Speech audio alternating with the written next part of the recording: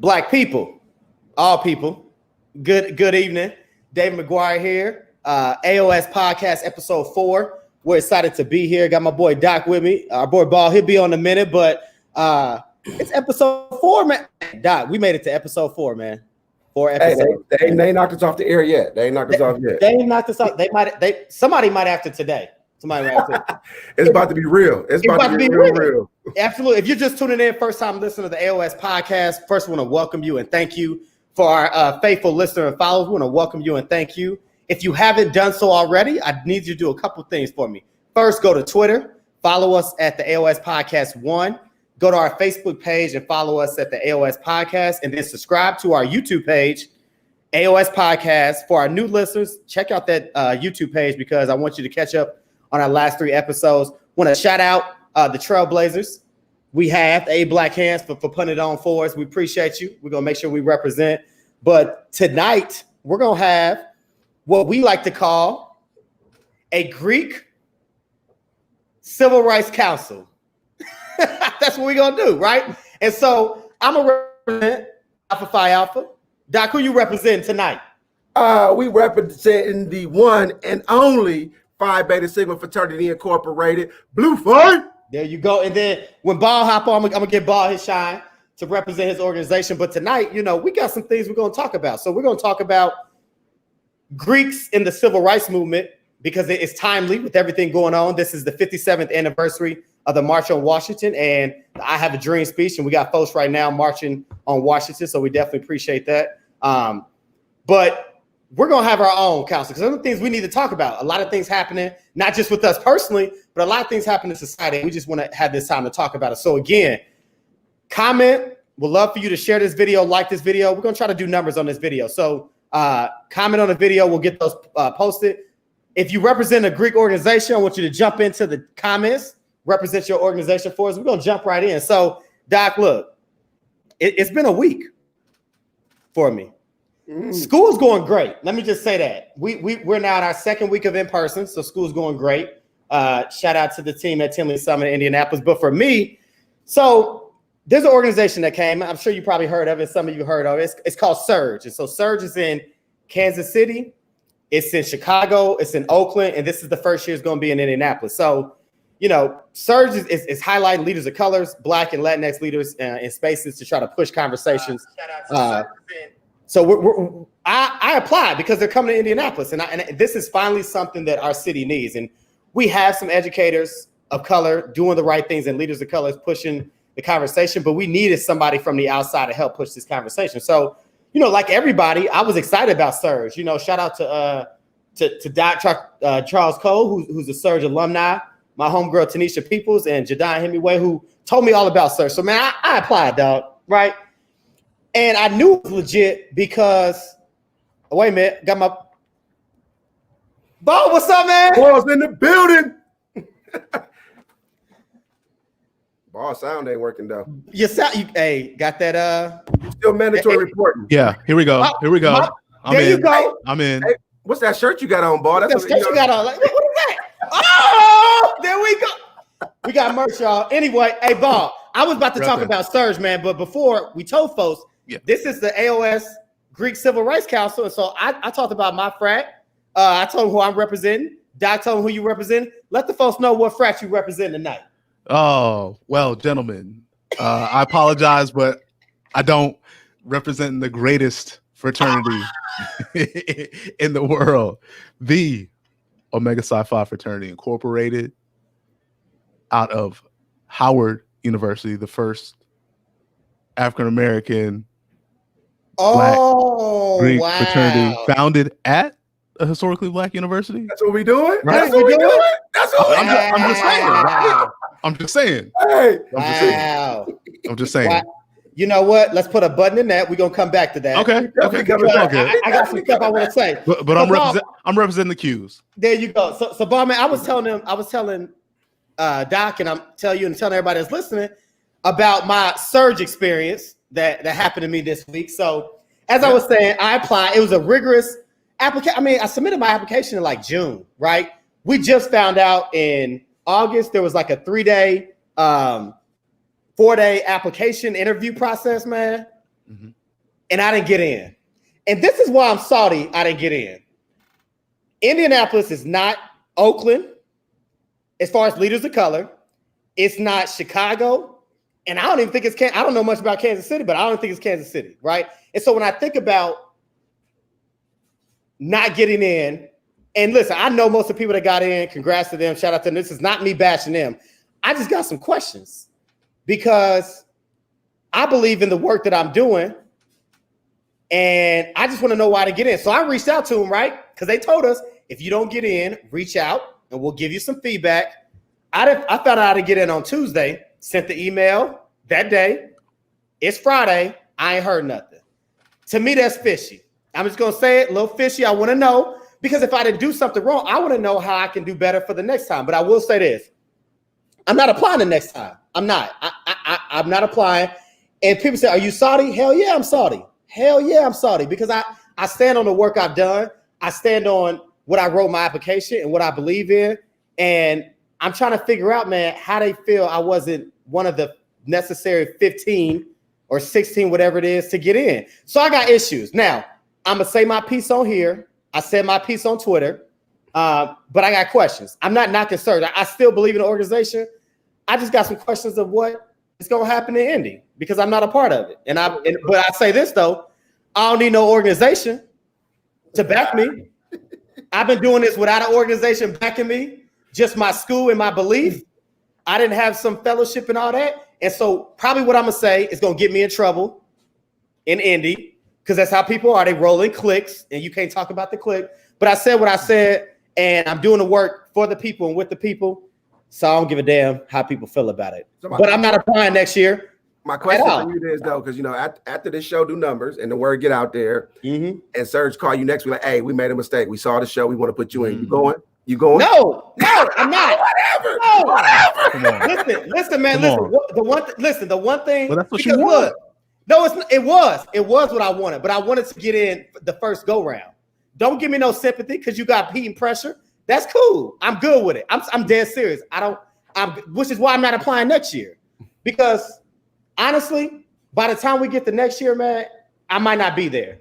I might be in a different space as far as my leadership. And again, I got this far without them, so I'm going to keep it going. And plus, I got my boys, right? I got my AOS podcast. So if I need anything, man, I'm going to come if I need something, I'm going to come to Cali, right? Or hey, God, man, I might be coming to Indianapolis soon. Hey, man, look, I taught ELA, man. So if you need an English teacher, man, look, your boy taught 5th and up. Well, I'm gonna tell you. So I'm a former math teacher, and I remember back when I was going through getting my degree, trying to figure out what I wanted to teach. My advisor, Mr. Allen Black, shout out to Mr. Allen Black from University of Nebraska, Omaha. He told me I was going to be a gym teacher because I wanted to coach, and he was like, "Look, I'm just gonna roll some basketballs out there after school. I'm going to football practice." And he was like, "You could do that, and I ain't gonna be mad at you, but basketball coaches come, or gym teachers come a dime a dozen." Dime a dozen, man. He said, but if you do math, science, or SPED, he said you're gonna always have a job. So I was like, all right, I'm gonna go ahead and go math. And I remember I got my was interviewing for my first math job. One of the people told me, like, you got the trifecta. You a black male teaching math. You always gonna have a job. So I might be looking for one soon. Hey, listen, I'm telling you, man, with everything going, listen, my school backs me, my network backs me, and I'm good with that. But here's the thing, man, Indy's all about politics, man. It's all about like who you know and who you tied to. And again, I got some good friends that are in that organization, and I'm gonna support them and back them. I'm just saying, man, like the direction. Hold on, let me just say this. I built the Recess podcast with nobody in Indy. On my own, right? And everybody trying to jump on. All the folks in your district trying to jump on the podcast. Everybody's trying to get on the podcast, man. Everybody got a podcast all of a sudden, man. Hey, what day the podcast? What day is the Recess podcast? Thursday, man. I moved to Thursdays because Tuesdays everybody trying to do a town hall on Thursdays. Well, nobody doing town halls, man. Now everybody doing a town hall. But anyway, we got these comments, man. Look. Doc, but why go through these comments and put these people on there? You became a published author the past couple weeks, man. Like, yes. So tell the folks, man, what the book is. I know you touched on the previous shows, man. Go into details, man. Don't give them too much because then people ain't gonna buy it. Ain't gonna buy the book. Hey, so yeah, I'm gonna give y'all a little bit of a taste of wet your whistle. But honestly, if you ain't got the book is called Voices Volume 1 by BMESTL, which stands for Black Male Educators St. Louis. I'm a part of the Black Male Educators Greater Kansas City. And really where the book started at, before I get into that, go get the book, because all profits from the book, 100% of the profits, we ain't getting nothing. We are putting towards a scholarship for young Black men going into education out of high school.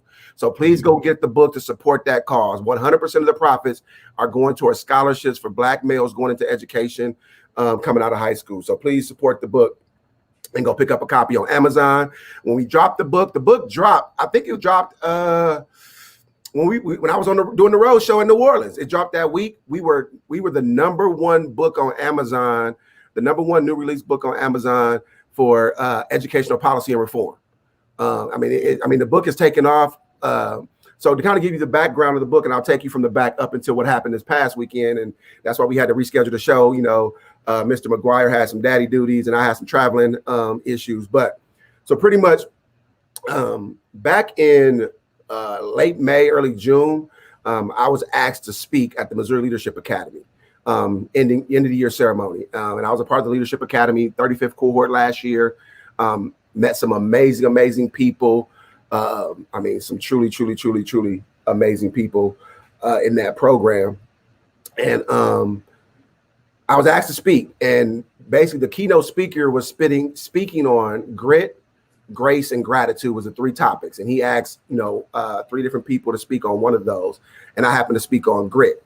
And really I came in to the speech and went off the dome, just went off the dome about what it means to have grit. What is it, where does grit come from? I had a chance to really acknowledge my grandmother, who literally I wouldn't be sitting in these seats with these 5 degrees hanging behind me if it wasn't for my grandmother who passed away literally 6 months before I got hooded with my doctoral degree. And just really talked about how you can't teach grit to the grittiest people on the face of the earth. You can't teach grit to the descendants of Sojourner Truth and Frederick Douglass, Crispus Attucks, Madam C.J. Walker, those kind of people who have endured over centuries.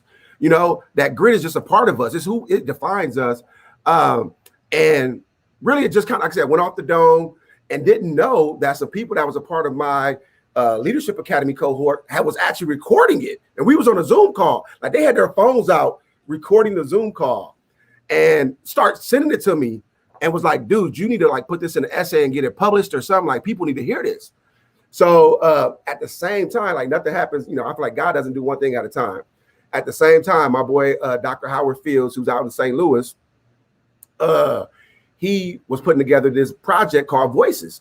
And he was like, hey, I want you to, make that a part of the book. So, I wrote that. So basically the book is made up of 13 Black male educators who basically wrote some kind of essay, a poem, some kind of writing that speaks to their journey in education and what it took for them to get to where they are at today. And now, so we released the book. The book has been getting crazy traction, flying off the shelves everywhere.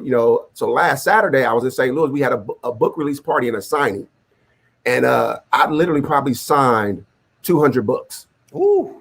It was crazy. We had one guy who was a part of the I Am My Brother's Keeper mentoring program, who came and who got 40 books on the spot. And the good thing about it was, so we did it at the I See Me African American Children's Bookstore in St. Louis. I went into the store. I ain't never seen an all Black children's bookstore. And we didn't charge people for our book. We gave it away for free. All we asked was that you would patronize the bookstore that we was at. That was the only thing we asked. Did the book signing, and now we're in the process of writing a curriculum to go with the book to try to get it into schools, because we had a lot of librarians from schools, a lot of school principals, a couple of assistant superintendents that came out and had read the book, talked to us, and kind of everything. So now we're in the process of writing a curriculum to go with the book. And the purpose behind the book is to motivate middle school and high school Black males to go into education and to talk about how their voice matters in this field of education. We can't make changes the way we do. And just from that whole thing, this whole summer has been, a phenomenal thing. with that, you know, kind of a testament to the 8 Black Hands who kind of gave me a platform with that. I really want to shout out real quick, because it's going to become my segue, to Brother El Mekki, who Wednesday night I got a chance to be a part of a principals roundtable with him, and about 12 people that was on the Zoom from all over the country. And Brother Ball, you know, my co-host, was on there with me. So I'm gonna throw it over to him, let him kickstart kind of what that roundtable was about, and how, you know, our Black voices was powerful in that space. Right. Real quick, Bob, before you do that, Doc, again, somebody asked what the name of the book was. Can you share that again for me? Yeah, I'm gonna put it in the chat in a second too. But the book is Voices by BMESTL Volume 1. Matter of fact, I got my copy on my table right over there posted. But I will put it in the chat. As a matter of fact, I'm gonna go get the Amazon link and put the Amazon link in the chat for you. And here's what we're gonna do. Here's what we're gonna do for those listening. If you're somebody that's working with young men, or you have a young man or something like that, and you feel like this book will be valuable, here's what we're gonna do, because you know it's AOS podcast. So I want you to email us at the AOS podcast at Gmail. So that's the AOS podcast at Gmail. And what I'm gonna do, and I'm gonna challenge my co-host to do, is I'm gonna buy for the first person that emails 7 books. And why 7? Well, because you know it's the founders, and so I'm gonna do 7 for the jewels. So I'm gonna buy 7 books for somebody for the jewels reaches out, and I'm gonna challenge my co-host to do the same thing. So again, if you want to get that book, support my boy Doc, but more importantly, support what they're doing. So that's email us at the AOS podcast at Gmail. I'm Dave McGuire. Just say, hey, I want to buy some books. I'm gonna buy you 7 to represent the jewels. So I'm gonna run that back, because we all about, you know, multiplying things out here. I'm buying 15 books. Okay. I'm buying 15 books because I'm taking the 3 founders of Phi Beta Sigma times our sisters, the 5 founders of Zeta Phi Beta, and getting 15. So I'm buying 15 books out here. Shout out to the Blue and White family. See, now the AK is about to come for me. Shoot. And I can't do it now because you did it first. But I'm gonna just stick with my 7. I'm gonna do the 7 again. Doc's gonna do 15. Ball, what you got on it? I take that 15 and raise you to 20.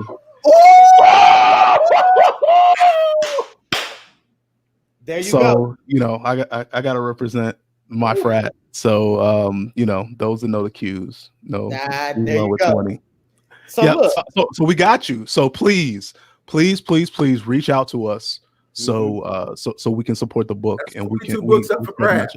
There you go, man. And here's the thing, it's up for grabs. We're doing it for a good cause, supporting doctors. Most importantly, supporting the mission and the work that they're trying to do. And it's not just something that can be done, you know, in Grandview. It can be done in Indy, or it can be done in Cali. This is something that we need to get across the country. And so again, the link is right there in the chat. I'm gonna put it up here. The link is there, and we got the books. Email us, the AOS podcast at Gmail. So, all right, I'm off there. So, Ball. So I want to follow up real quick with Doc. So, you know, I was a co-author of a book several years ago, but can you talk about that publishing process? Did you guys self-publish, or did you go through somewhere else? And you don't have to spend a lot of time. I was just curious because I know, you know, that's a thing that's holding folks back. Like, right. So basically, we did do the self-publishing, because I know when we went through Amazon, there was going to be an up cost, and it was going to cut in on our profit margin and all that. So we did kind of everything in-house to make the profit margins bigger. And I want to reiterate, I cannot say this enough, that 100% of the profits from the book is going to scholarships for Black males going into education. Like for that reason alone, you should go buy the book. But yeah, we did do in-house, you know, and like I said, shout out to Dr. Howard Diggs, and shout out to Howard Fields and Dr. Diggs. I believe Brother Diggs, unfortunately, is an alpha. You know, unfortunately, you gave him a shout out for a reason. But they were the ones that spearheaded this whole project. They got all the publishing done like that, but we did do, you know, a lot of it in-house for a fact though. So man, I love it, man. So I want to hear about this roundtable, man, because look, shout out to Dr. Murph, who's a principal here in Indianapolis. I saw her on there, and I know between Murph, you two, Brother El Mekki, I know with some heat coming out of that. So I'm about to sit back like everybody else that's tuning in. We appreciate you, and just hear what came out of that. Yeah, so it was a really good discussion. If y'all aren't following the Principal Project on Twitter. It's at Principal PROJ on Twitter. Basically, you know, they reached out to me on several occasions, and I'm not sure about you, Dr. Smith, how many times, you know, they've reached out to you, but, you know, I'm active on Twitter. You know, I'm sharing my leadership experience there. And so, you know, they saw a few tweets, and, you know, fortunately, this was the second time that I've been able to participate with Brother Elmeki. And really, it's just, you know, pulling in principals and assistant principals and basically educational leaders from around the country, and just seeing, you know, what has your experience been like? So we met one time over the summer, and then this time on Wednesday, you know, our focus was, how are you returning back to school? And there were so many different variations of how districts and schools and charters are approaching this thing with, you know, I mean, it just underscores where we're at as a country when, for all 12 of the leaders that were on that call, 12 different videos and plans for how to re-enter school. So me personally, I am completely 100% virtual. There are folks that are getting ready to go back in person. There are folks that are ready to go back in hybrid. And we were just sharing, you know, that experience and kind of that process. So we started off with introducing ourselves, and then we went into how we're starting off with our back to school night. One of the fellows that joined in, Tony Tarkala, and he's in Florida, principal in Florida. And he started off saying, hey, you know, I just got back from our back to school night. And so we went into the stories about how we're approaching that, and the fact that, you know, we're not able to do it like we have in the past, a lot of us. And so, you know, mine was through all of our teachers making recordings. So the admin team, counselors did pre-recordings, and we posted it on our website so our families can go. Our back to school night was last Thursday. And so folks can go onto our website, ih.schoolloop.com, check us out. Back to school night, you can watch our videos, and our teachers did an amazing job. But just the challenges of coming up with plans and the technology and how we're training our teachers. And I think that, Doc, you can go into it. You had a really good plan for, you know, prior to, because you guys did a great job of like moving your start date back to make sure that everybody is trained up. Some of us were like, y'all got a couple days, and then y'all got to figure it out. Mm-hmm. And so, you know, I think it was just awesome to lean on each other and hear those stories and just be like, man, you know, I'm not in this by myself. You know, and I think that so many folks took different pieces and like, oh, you know, we can do this. You know, I can, you know, I can help build out that platform, or I can go get my teachers trained on, you know, get them Google certified in the time that we have, or all different types of approaches. And it's just good to have that ability in that platform, and taking that time to dig deep and ask questions, and or just sit back and listen and soak it all in. Yeah, and I'm sorry, I kind of start out. The piece that I loved about the conversation is because I think a lot of times, and it's crazy because they was just talking about this on Freedom Fridays with Chris and Brother Elmeki, is that a lot of times we get these figureheads that speak for education, and not saying that they don't do the work and they aren't doing, you know, or they've done the work and don't deserve those accolades or nothing like that. But to sit down and talk to practitioners that are in the trenches. Mm-hmm. And to hear what they're doing. Like, you're not hearing from somebody that ain't been a principal in the last 10 years, or that hasn't experienced what it's like to be a principal during COVID. And that's the one thing that Brother Elmeki kept saying. He was like, you know, I respect y'all because I've been a principal, but I'm not in the trenches right now. Like, the stuff that I thought, you know, what I was doing, I wouldn't even know what to do at this moment right now. So that was the, you know, the part that I just loved, was to hear from people who was in the trenches, and this is what we're doing. And we were able to kind of just basically piggyback off of each other and really, hey, here's what I'm doing. How can you modify this? How can you do that? We talked about our back to school plans. We talked about our PD plans, and I'm gonna try to share my screen. Maybe we got this rocking like it, you know, last week we were kind of having some problems. Let's see.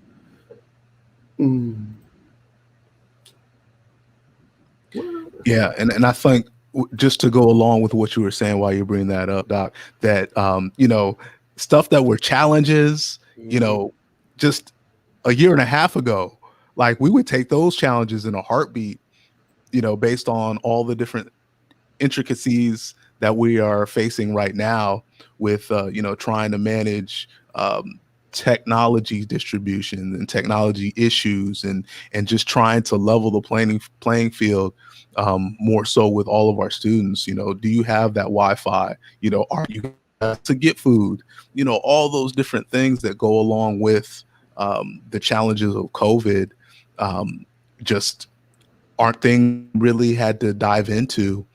We were fully, you know, on campus.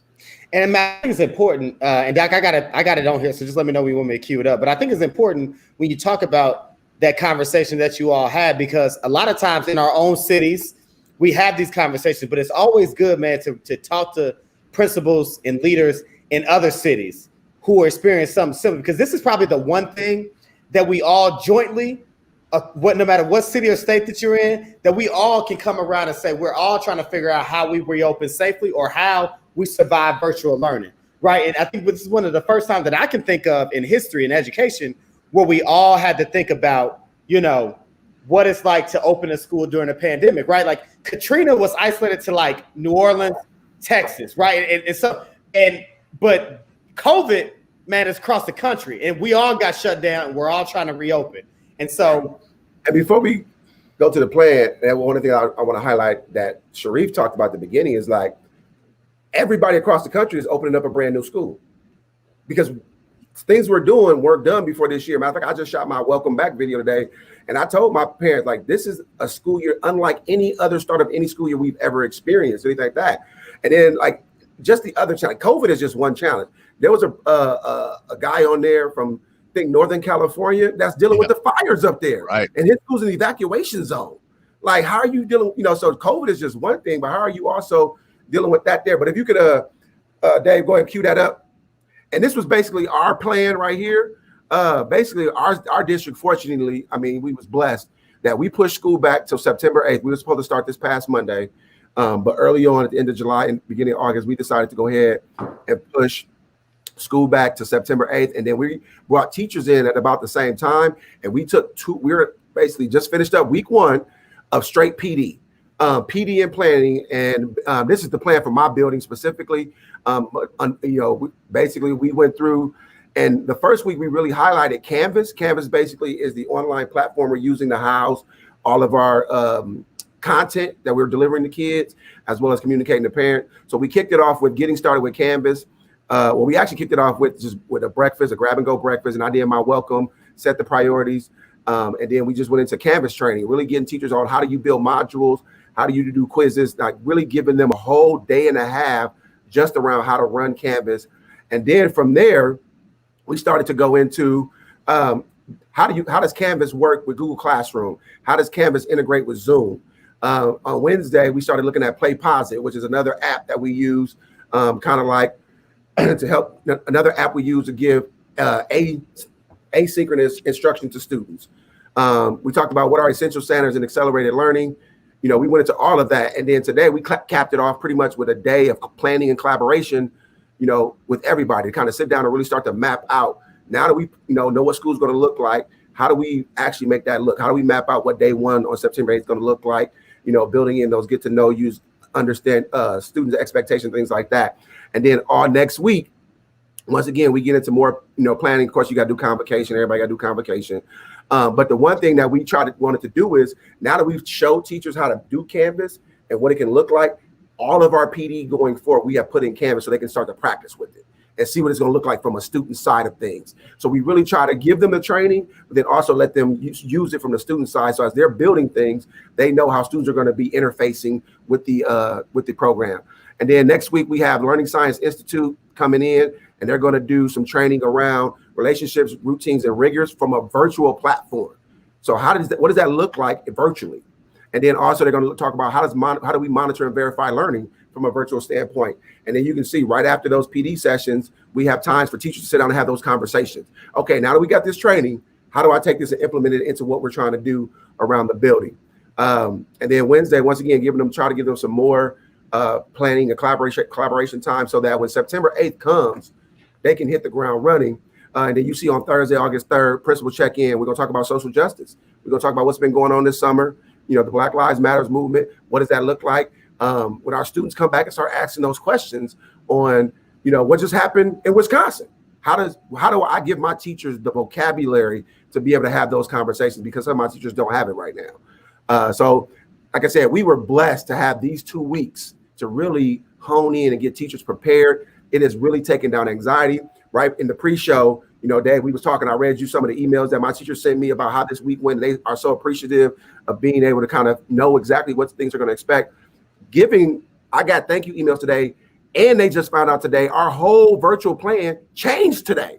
So even after that, they were still like, hey, you know, the way you explained it and how everything worked, I'm still good with it. So these 2 weeks was a blessing, man. I can't put into words how blessed these 2 weeks was to kind of get teachers prepared. This week was so productive. I can't wait to see what next week is going to bring. But that was part of the conversation at the roundtable, kind of what are we doing to prepare teachers? And it was crazy because I said, like Ball said, you had some people who had 2 days to prepare, and then you got some people that got 2 weeks to prepare. So that's kind of the thing that, you know, I really appreciated about it. So appreciate you sharing that, Doc. That's good stuff. So again, if you're just tuning in, AOS Podcast, episode 4, it's the Greeks, you know, Civil Rights Council. We're having a meeting because now this latter part of the show, there's some things we're going to touch on. But before we do that, got to give a big shout out to Ray. Ray. I don't know if y'all been following Ray. If you haven't been following Ray on Twitter, definitely follow him. So he went into a little mini TED talk on Twitter, and I know he's going to touch on it this Sunday and the 8 Black Hands. But I'm gonna pull it up because we're gonna spend a little bit of time on this because we press Moose, so we've dealt with this. So Ray's been on this kick, man, about these last minute resignations, man, with school starting. So listen, Ray, I'm with you, Doc. Listen, that shit whack, man. That shit's whack. Like he said, look, have enough confidence in your teaching ability to find your dream job. But here's my thing.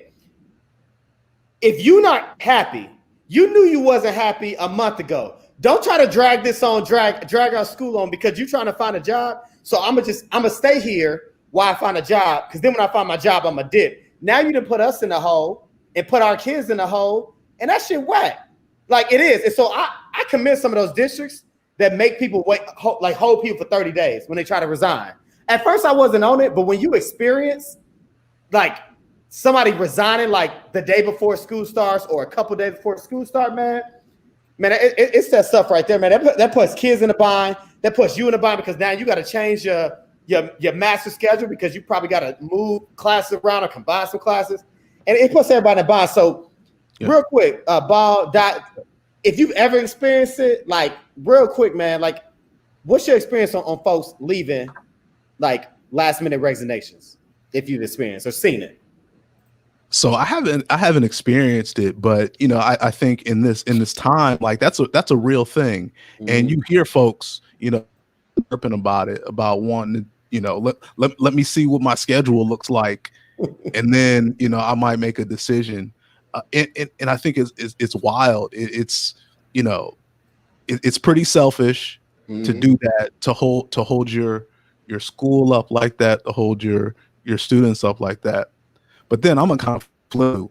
Like if there's somebody that's teaching my students and they don't want to be here, that's going to be an awful experience for those students. So I would rather have them up out of there, and we just make it happen. I mean, you talked about it, you know, grit. Like we don't have to teach us grit. Like we know how to persevere through different challenges, and we make it happen. Obviously, you don't want that. But I would rather be in a classroom subbing as a principal and have someone else in there every other day. That's not optimal, but I wouldn't want somebody in there that doesn't want to be there because they're gonna make that experience for those students, you know, even worse. Yeah. Doc, what about you, man? I'm gonna try to put this in a way that I ain't looking for a job on Monday. But pretty much I've never experienced it either. You know, I've never experienced that. However, I will say there are a couple people right now, even though we've had a productive week, that I would happily write their resignation letters for them. Uh-oh.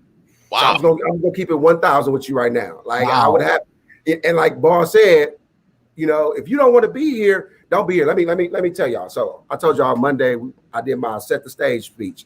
We watched this video by Eric Thomas, the hip hop preacher. If you ever watch Eric Thomas, he got one called "What Is Your Why?" And I told them, I said, I want you to take notes because afterwards you're going to write your "What is your why" for being here at this building. So we watched the video, and after the video, I told them, look, I want to make this very clear to everybody. If ensuring that the 638 students that are assigned to this building meet their highest potential, if that's not your priority, this ain't the place for you.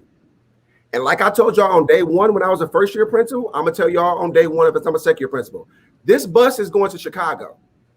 If you trying to go to Dallas, this ain't the bus for you. And Dr. Smith will happily get you a bus schedule to find you a bus to Dallas. I will sell some pies to help you raise money to get to Dallas. But if you ain't trying to go to Chicago, it's time for you to get off the bus. Plain and simple. Well, I mean, it is that simple.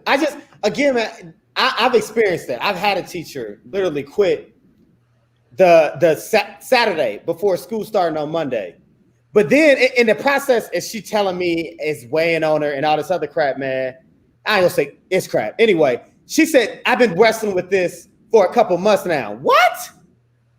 So so I said, did you get another job? I did. So you were wrestling with our job, with our school, got another job, interviewed and did all this stuff, and then left us hanging.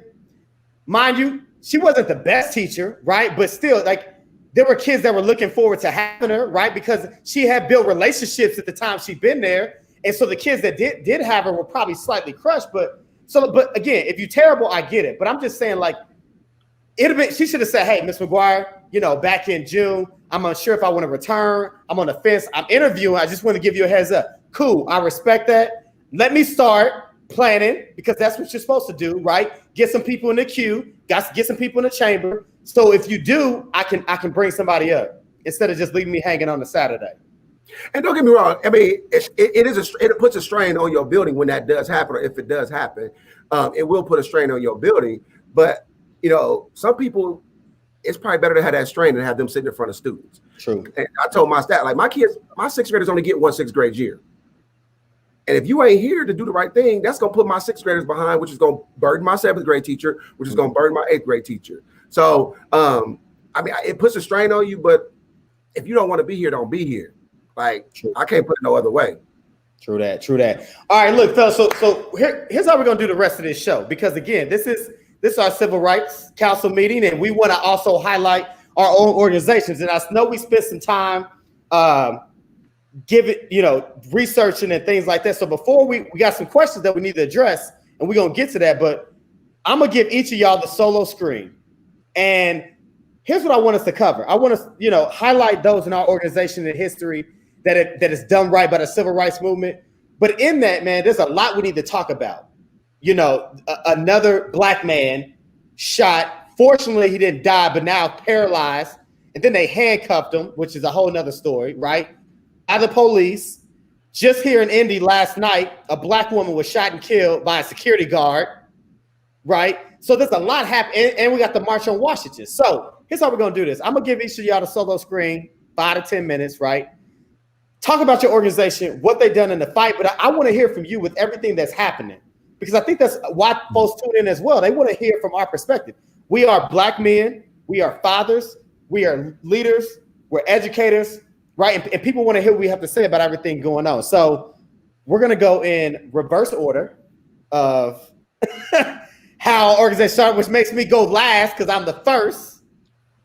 So, Doc, let me give you the solo screen, man. Just again, talk about the Sigma's impact, just in the civil rights movement from a historical standpoint to now. But also, man, again, I want to hear from you about everything that's happening, man. And like I said, man, we got time, man. So I'm gonna give you 5-10 minutes, man, whatever you need, man. So let me give you this solo screen, dog, man, and take it away, man. So I'll take it away because Dave want to go last because he's part of the oldest and the slowest. Wow. So real quick, let me just start out by saying, dude, like, I get a lot of flack, from people just because I can't put it another way. I bleed royal blue and pure white. Like it's in me. I mean, I got this band when I crossed, and I have not taken it off a day since. Like Sigma is truly in me, and I grew up when I didn't grow up knowing nothing about the D9. Like I learned about the D9 late in my high school years because my best friend's brother was a Sigma. Hence, that's the reason why I became a Sigma. There was no other option for me because I remember in high school, my best friend's brother chapter tutoring us doing ACT prep and like really giving back to the community. I got a cousin, that I grew up close to who's an Alpha. I got my little brother who's right under me. He's a Kappa. So I got mad love for the D9. I'm gonna talk about that at the end, just kind of wrapping back to current day when it comes to civil rights. But I really want to talk briefly, and I'm not gonna get into the details of every one of them, but there are 4 men that I want to talk about that I think really define the civil rights movement for Sigmas. Of course, I'm gonna hit on the Honorable Brother John Lewis, who recently passed, and just talk a little bit about him. I want to talk about the Honorable A. Philip Randolph, who was one of the architects of the March on Washington. And then I also want to talk about Brother Hosea Williams, another key integral part of the civil rights movement. And then I'm going to end by talking about Brother Huey P. Newton, who was also a Sigma, because I think he brings about a different perspective in the civil rights movement that's not talked about a lot in the same vein as the other 3 men that I spoke about. But kind of kicking it off, Honorable Brother Lewis, if you didn't know, became a Sigma. And real quick, the one thing that is kind of a common thread through most of these brothers, at least 3 of them, they all became Sigmas through a grad chapter. So they did not pledge undergrad. So that's another thing that was just really phenomenal to me. I did come through grad chapter. I'm a part of the Centennial line. So I crossed in 2014. Me and my 2 line brothers, best known as the 3 Kings. But Brother Lewis crossed into Sigma through Lambda Sigma chapter, which is out of Atlanta. Basically, Brother Lewis was raised, born to some sharecroppers. And I've heard many stories in the last month or so about Brother Lewis. One of them I heard was a podcast about his life that I was listening to on a flight back home. And just hearing how he came to know the Honorable Dr. King. And really how it happened was Brother Lewis had wanted to go to school in his hometown, and they wouldn't let him in. He was a black man trying to go to a white school. So he actually wrote Dr. King and said, hey, I need some assistance because I'm trying to get into Troy University and they're blocking me. And Dr. King basically sat down with him and had a conversation and really said, is this really what you want? Think about the repercussions that would happen to your family if you sue this university to get in. And that really resonated with him. Like, what was that going to happen to his family and his brothers and his siblings and stuff like that? So he decided against going to Troy University under Dr. King's advisement and actually went to a black college in Tennessee and eventually graduated from America Baptist Theological Seminary in Memphis, Tennessee. The thing I like about Brother Lewis is Brother Lewis was putting in work way before he became known. Brother Lewis was the architect, the organizer of the Nashville sit-in movement, which was the first sit-in movement to get desegregations to happen across the country in Nashville. That was the first one, and that was in 1960. He was the first freedom rider, and was getting on buses, doing freedom rides way before freedom ridings became a big national thing. Brother Lewis, I mean, I can go on and on. He was one of the speakers at the March on Washington, gave an amazing speech about just freed workers, and he was also the architect of the Mississippi Freedom Summer. I mean, Brother Lewis has done so much work. I mean, it was truly a loss for the Black population to see one of our architects of the civil rights movement pass away. There are very few people that I have truly never met, but when they passed away, it hit me in a certain way, and Brother Lewis was one of those people. Just looking at his life and what he's done, being a 17-term representative for the 5th District of Georgia, architecting, the whole march in Selma to Montgomery, Bloody Sunday. Everybody knows his memorable picture on the march from the march in Selma and Bloody Sunday, how that was really catapulted him into the spotlight.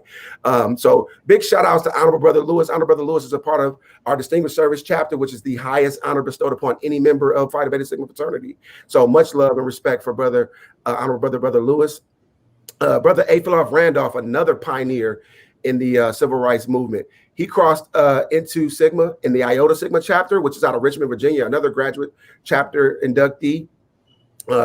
Brother Philip spent much of his career really organizing Black workers, really looking at racial discrimination. And Brother Randolph actually founded the very first majority Black union in the country. He went on to become, once again, it's depending on what story you hear, he was either the originator or one of the most important co-founders of the March on Washington. Like, he organized and made that happen. So that march wouldn't even have happened had it not been for Brother A. Philip Randolph. He was also an integral in a lot of the other movements going on. And then I want to talk a little bit about Brother Hosea Williams as well, who was a part of the Southern Christian Leadership Conference, led a lot of different movements in and around the Georgia area. He's organized the march in Atlanta. His legacy to this day still lives on through his organization, Hosea Feeds the Hungry and Homeless in Atlanta, Georgia. His organization has donated billions of dollars to people or to places in Georgia, Uganda, the Philippines, and the Ivory Coast. I mean, pioneers in the movement. And then I just want to kind of, the last person I want to hit upon, because like I said, I don't think his legacy is spoken of in the same reverence as Brother Huey P. Newton. Brother Huey P. Newton was actually crossed into Sigma land in 1960 through the Beta Chi chapter of UC Berkeley. As you know, Brother Huey P. Newton was the co-founder of the Black Panther Party, along with Bobby Seals. And I think the Black Panther Party gets a lot of bad rap for a lot of different reasons, but I'm not going to go down that road. I'm going to talk about the 10-point plan that they built to talk about Black liberation. Not freedom, not equal rights, but Black liberation. The Black Panther Party started several community projects like food banks, medical clinics, sickle cell anemia testing. They had prison busing programs to get family members to the prisons. They had legal advice seminars, clothing banks, housing corporation, AMLAM service. And if you know, the free breakfast program that we serve in our schools today wouldn't be in place had it not been for the Black Panther Party, who started that way back in 1989. So they are attributed with that process of getting that. Not 1989, started with the Black Panther Party. Unfortunately, Brother Newton was shot and killed in 1989 over some a person, a part of another organization that I'm not gonna get into, basically trying to make his mark, and took Brother Newton out, who was doing great things in the community. So I think those four brothers are, my highlights of my fraternity. I can go on and on and on about many other brothers.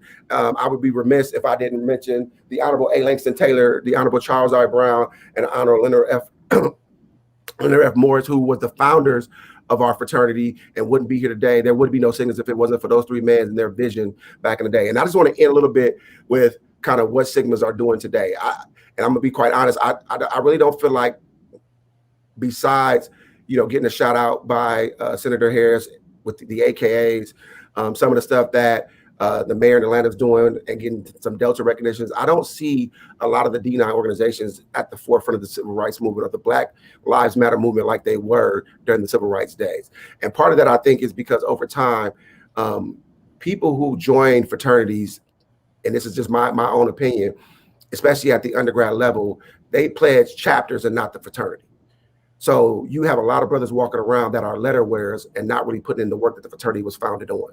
And I really think there needs to be a clarion call from every D9 organization that we need to get back to the roots of what we were founded on and what we stood for way back in those years that, like 1914, when we walked across the yards of the colleges we were founded on and became great, and get back to those things instead of just wearing letters and talking about parties and trying to stroll or Sigma walk. I think there needs to be a clarion call from the international presidents of each of those organizations, from the regional directors of each of those organizations, from the chapter, from the state, from everywhere, that brothers need to get back to putting in the work that you crossed into doing.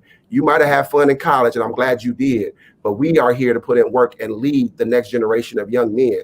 And I think that's what's killing our enrollment, is because we aren't showing young Black men the benefits of wearing these letters that are sacred to me, and I'm pretty sure both of my co-hosts. So with that, I appreciate the time, and I'll pass it over to my brother Ball to do his thing. Doc, you laid it all out, bro. it's tough to follow that, but you know, because I'm gonna hit on some of those points. But one of the things that when I went through my research, I was just amazed at all of the Black leadership during the civil rights movement.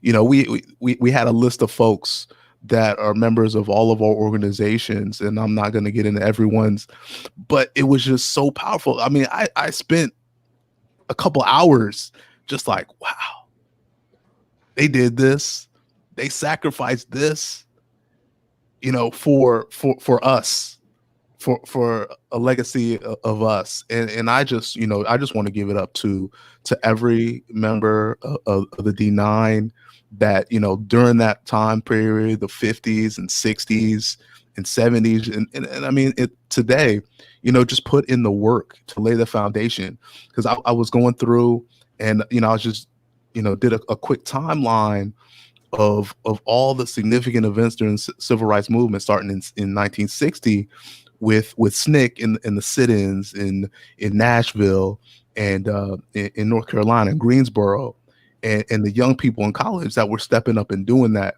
and setting up the example. You know, you talked about the freedom rides in 61, 62, the voter registration, which is, you know, a part of all of what we do. Our organizations still do. You know, you talked about the March on Washington and just at the Freedom Summer of 64, 66, Black Power. I mean, all of that. Black Greek organizations were the foundation of all of those. And I can get into, you know, the brothers that were members and leaders in the NAACP, like Brother Roy Wilkins, Brother Benjamin Hooks. We can look at Brother James Narbit, who was a dean of Howard Law and trained civil rights lawyers to go out and do what they did and are still doing. And then Ernest Green, one of the members of the Little Rock Nine, talking about integrating Little Rock Central High School, you know, being as a teenager doing that, and then going on to college. And then, you know, he already lived the principles that Omega Psi Phi was founded on. And you know, I can go into the long list. You know, we could go into Reverend Jesse Jackson, who's probably one of the most notable. But, you know, kind of bringing it into today, I think one of the leaders of our organization, our Grand Counselor, Brother Benjamin, when you talk about any type of civil rights case that's going on right now, a Black person, unarmed Black man or woman, you know, killed by police, whoever, Ben Crump is at the forefront. You know, he's working with, you know, with Trayvon Martin all the way up until now. It's just like, you know, I think, Doc, when you go back to, you know, us living the creeds that we all committed to when we were, you know, either in college, undergrad. I crossed grad chapter at Fort Sill, Oklahoma, right after I graduated from college. But, you know, we've had this in us. You know, we were men before we crossed into our organizations. And, you know, we've got to get back to that, because I want to agree with you, Doc, that we're not doing enough.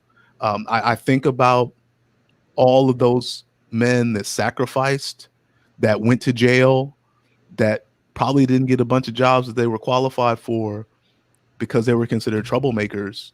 Like, we need to step up and carry that legacy. And there's just not a lot of us that are committed to that, to coming together and being focused. And you talked about the Black Panther, you know, 10-point plan. I mean, that's a focus right there. Not just, you know, having equal rights, but liberating the Black community, where we have control of, you know, our education, our healthcare, our food that we're taking in. I mean, that is so powerful. And we just, for whatever reason, have lost sight of that. You know, it's not about wearing the t-shirt. It's not about wearing the letters. It's not about being able to hop. It's not about all the other things that people stereotypically think about. It's about being a man. It's about leading.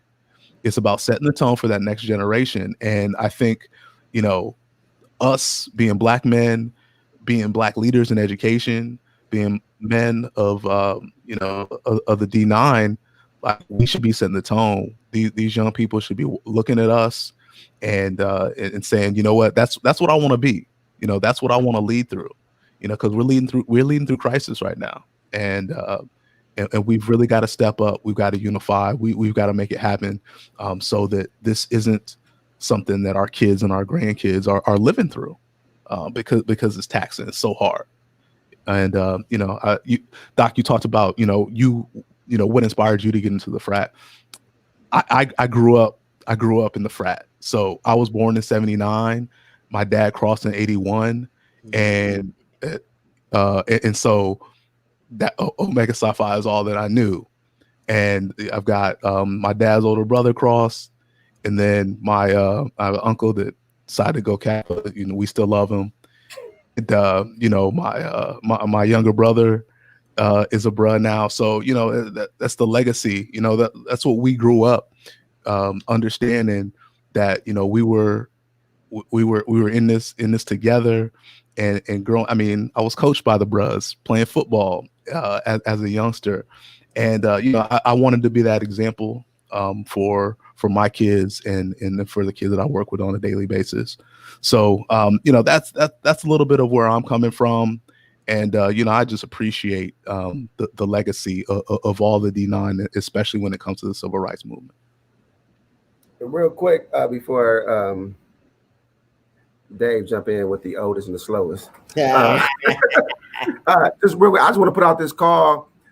We got a show coming up soon where we're gonna pay homage to our sisters in the struggle. So if you are an AKA, a Delta, a Zeta, and we will, I guess, include SG Row as well. You know, we want to bring you on the show and just kind of get your perspective. If you are a leader, a school leader in one of those organizations, please hit us up, because we do want to pay homage to all of y'all, and we will get you the details on that show. And so before I take the solo screen, man, I want to touch on a couple of things that you all said. And I think the biggest piece is that piece about what we do within our organizations now and what it stands on. So you guys both went grad chapter. I went undergrad, Delta Z, Central State, Spring 09. I was 21 years old, man, on a college campus and at an HBCU, and I pledged a fraternity.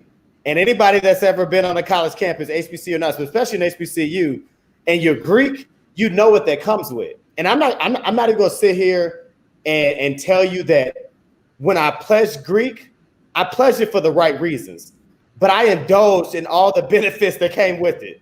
I paid for a party ever again. Right. I did all the strolling and things like that, man. But I'm gonna talk more about what happened, the breakthrough I had when I became an adult, right? The moment I stepped into a classroom. And so before I do that, man, I think it's important that what I realized for me is that, and I tweeted it today, education is my activism.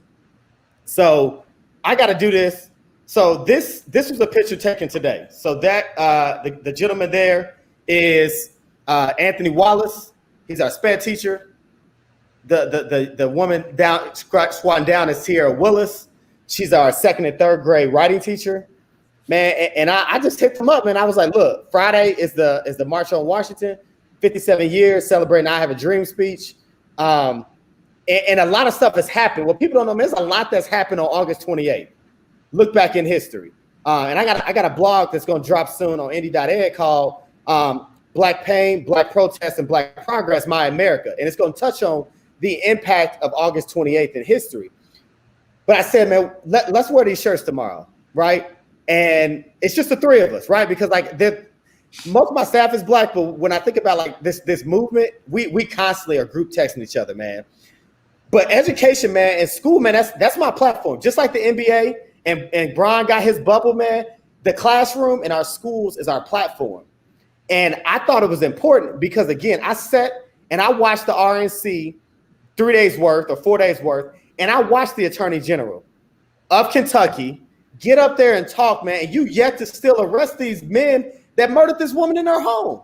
And I got an issue with that. Like, this woman was murdered in her home and she still haven't been arrested. But let it been one of us murder somebody, we getting arrested, then you're gathering facts. But these men murder this woman and you're not going to arrest them until you gather the facts. So I just thought it was important. And we didn't care how people felt about it. And people say that's not a place for a school, but it is. It's every bit of the school. And I'm going to use this platform as a principal of a school serving predominantly Black children in a predominantly Black neighborhood to make sure that every chance that we get, we're doing this. And I tell people all the time, that board is staying up all year. Unfortunately, we got to add a name. Like I said, the young lady that was murdered last night in Indianapolis, shot by a security guard. We got to add names, and unfortunately, we have to add names, but we will not stop saying their names, and I will not stop putting this in front of people because this is the type of pressure that we're applying. And so, again, we're going to say it. Arrest the cops who killed Breonna Taylor.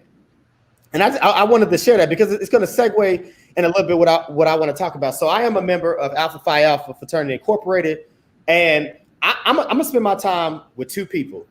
I'm going to talk about Martin Luther King, obviously, and I'm going to talk about Thurgood Marshall. But there's a quote from Martin Luther King. It says, "Freedom is never voluntarily given by the oppressor. It must be demanded by the oppressed."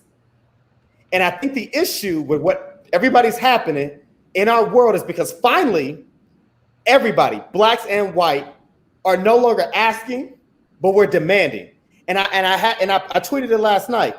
If you don't want our protests to turn into riots, then stop making an arrest turn into murder. Period. If you're upset that when we protest that we riot and loot, then when a Black person gets arrested, we shouldn't have this fear to be shot and killed. Because honestly, like most Black men who get put over the police at night in a neighborhood, we have to be on our best behavior to hope we don't get killed.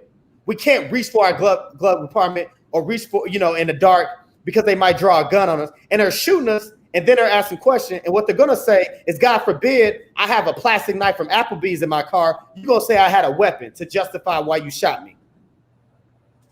So again, if freedom is never voluntarily given by the oppressor, it must be demanded by the oppressed. Again, this is 57 years since Martin Luther King marched on Washington and had the "I Have a Dream" speech. And he talked about, I want my children to grow up in the world where they're not judged by the color of their skin, but the content of their character.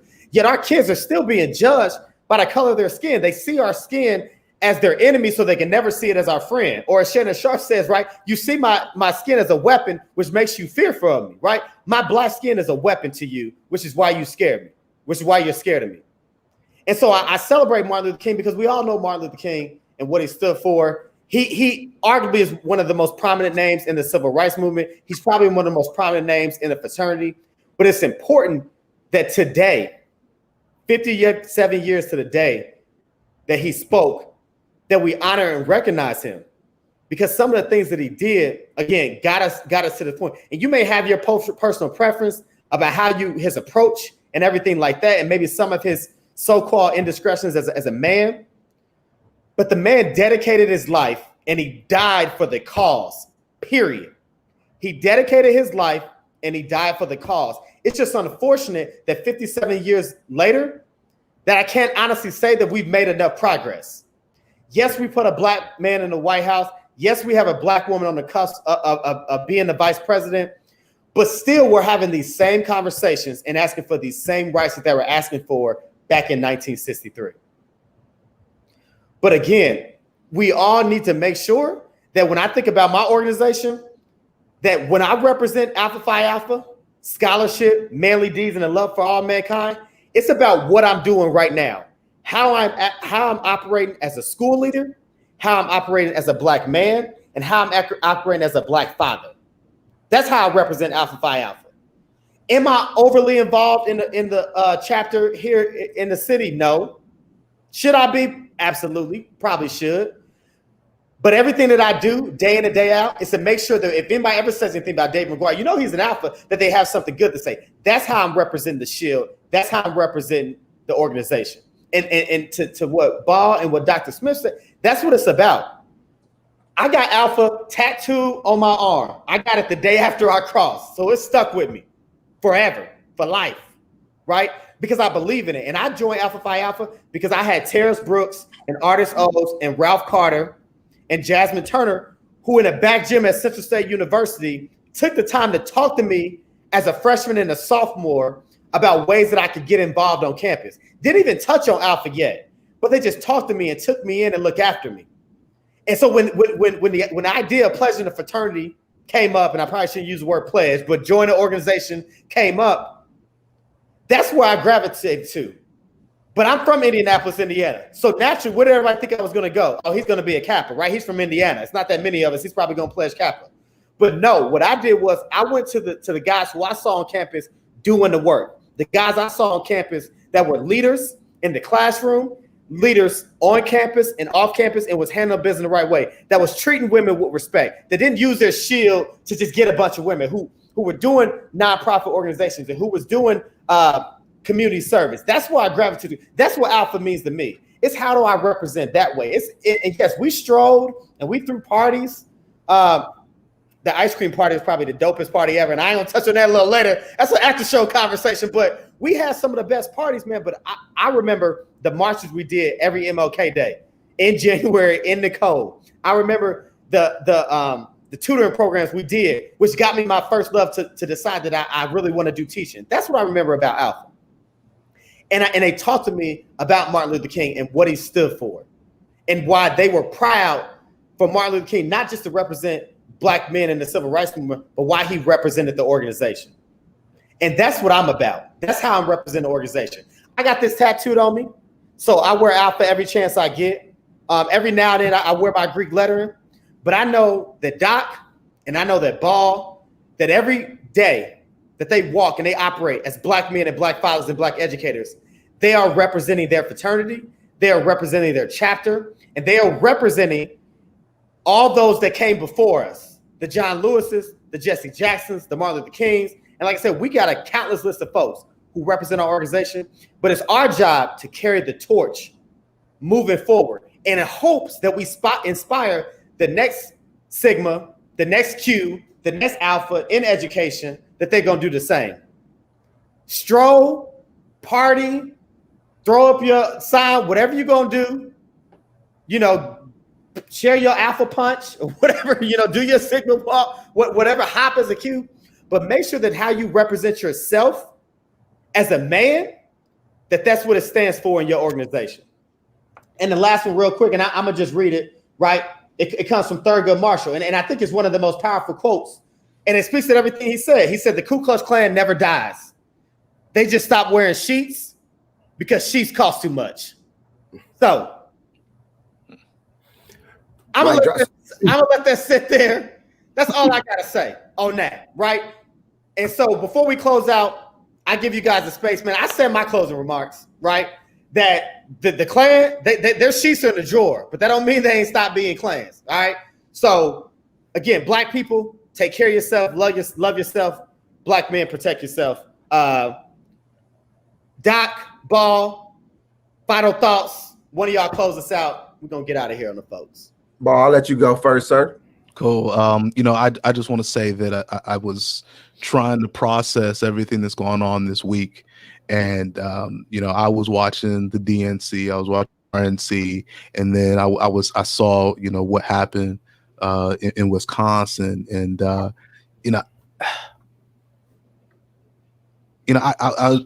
it's difficult to process this week. Because when you have folks saying that America is not racist,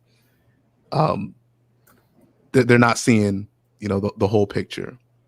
But to get away from politics, to get back to, the central, topic of civil rights and activism and our role in it, I just want to say that we need to lean on each other, lean on our shields as Black Greeks, but we got to lean on each other. We're not in this thing alone, and we just got to be men for our communities, men for our family, children, and rely on each other to get through this. That's all I got. So I got three things. I want to just close out when I'm trying to make them, really quick. I know we over the hour mark. First of all, I want to say, it's been a blessing, rocking with you boys for 4 episodes. I mean, in one summer, we done made some waves. I mean, and just to kind of, we talked to y'all before about how we did a workshop or a breakout session at the National Charter School Conference. And just to kind of give y'all an update, our session was top 10 out of all the breakout sessions for the conference. So we hoping we're going to get a call back for next year. And I really want to give a shout out to Naomi Shelton, who made that happen for us. Make sure you go follow her on Twitter, Naomi Shelton, at Naomi Shelton DC. And real quick, I just want everybody to know this. Naomi Shelton is about to be a celebrity, dude. I don't know if y'all follow her or watch her. So I want to go on record to first say I had the first celebrity crush on her. So she is like a phenomenal, like her wordplay and her intellect is on a whole nother level. Like I'll be watching her, on shows just to hear her speak. I mean, she's a phenomenal woman. So shout out to Naomi Shelton. And when you blow up, just know, I was your first celebrity crush person.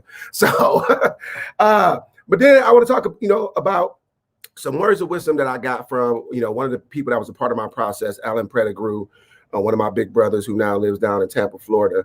And one of the things he told me was that Sigma's not going to give you, it's not going to make you who you are. It's going to give you a platform to bring out what's in you. And I took that to heart to the point. And he also told me that once you cross into this, once you cross those burning sands to become an alpha, a Q, or a sigma, you are no longer David. You're no longer Demetrius. You're no longer, Vashawn. You are David, the alpha. You are Demetrius, the Q. You are Vashawn. The sigma goes along. Like you can't take these letters off. No matter if I wear my paraphernalia or not, these letters are with me. You know what I'm saying? Like David, I got a sigma is across my chest, big as day. I rock my sigma bling any chance I get. Like you don't take these letters off. So when you are out representing in your school, taking that picture, you're representing alpha. David, when you walk through your school talking to young Black men, you're representing Q. So we might not be out on the front lines, but every day we do something, our organization stands behind us 100 deep, 10 toes down. So I just want to kind of keep that in mind. And the last thing, I'm going to try not to get emotional because when we talk about processing this week, but what I need for the RNC to do for me is I need you to make this make sense for me. How a young man, Jacob Blake, who was going to his car, gets shot 7 times in the back by a white police officer, but yet a 17-year-old young man who had just shot 3 people can walk down the street and not get shot at all by the police. Make that make sense for me. And when you can make that make sense for me, then I'll understand things. But until you can do that, you ain't got shit to say to me. With that, I'm out.